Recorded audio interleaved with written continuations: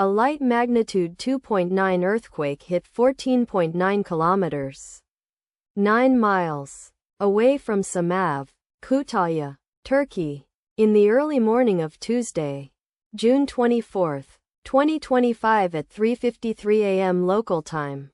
Europe, Istanbul GMT +3.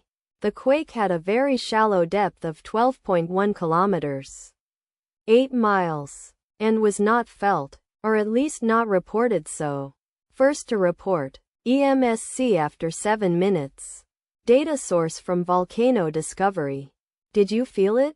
Let us pray. May the earthquake that occurred not affect our brothers and sisters there. May the earthquake not happen again. And may God protect everyone. Amen.